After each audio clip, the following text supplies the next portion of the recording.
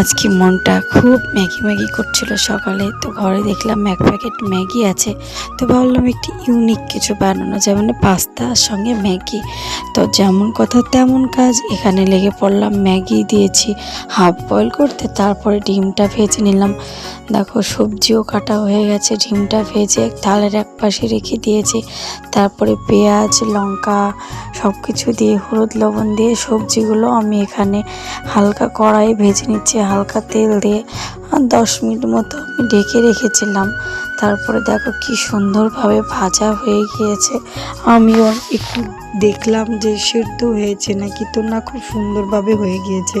তারপরে ডিমের ভুজিয়াগুলো দিয়ে দিলাম। কিছুক্ষণ পরে নাড়াচাড়া করে আমি ওই বয়েল করা পাস্তা ও ম্যাগিটাও ঢেলে দিলাম। তারপরে ওটাও ভেজে নিলাম।